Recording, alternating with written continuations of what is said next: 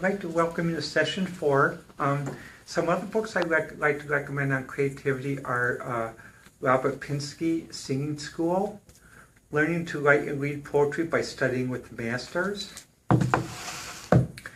as well as this one, Robert Pinsky, Essential Pleasures, which has a CD and poems by different poets, Anna Akhmatova, Matthew Arnold, John Ashbery, George Oppen, C.K. Williams, William Butler Yeats, Alexander Pope, Michael Plummer, George Manley Hopkins. All of these, it's important, basically help to self-understand a different sense of feeling and creativity, sometimes other than prose. It's not to say that one is better than the other. Think of it more as a painting or a fugue. You have each of them provides an overall consciousness and feeling to the fabric of the idea in its form and in its expression. Now, when we consider creativity, for example, in the private sector, this was a good article that I saw in Wired regarding Bill Gates and Bill Clinton about one person from the public sector, one person from the private sector working together in a public sector initiative to help solve problems, for example, like polio.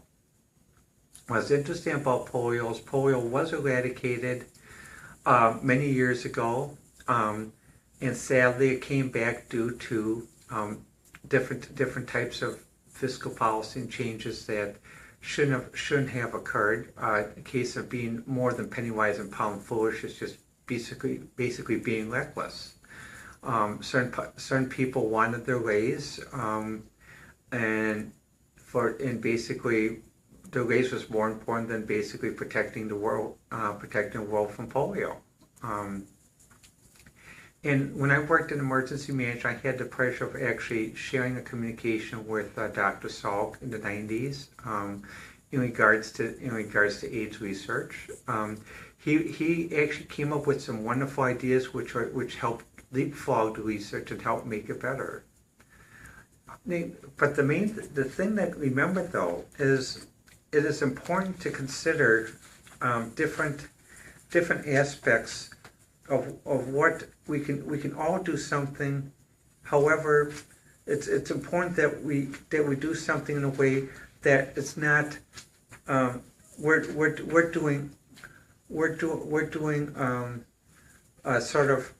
sort of making up for people who are doing social loafing. The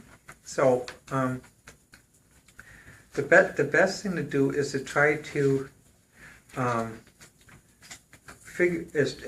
figure out what you can do, but also do it in a sustainable manner. What I'm trying to do is, here's what I was looking for. Now this is something I considered very, very nice in the magazine as well. Was a list of different types of diseases, and by the percentage presented as a block. And what happens in the yellow area are all the diseases that are actually preventable, which is a sad commentary based upon fiscal policy and leadership today. The green area again are diseases that are preventable due to improvements in social living and social activities, which are easily done because of the internet, better transportation, better logistics.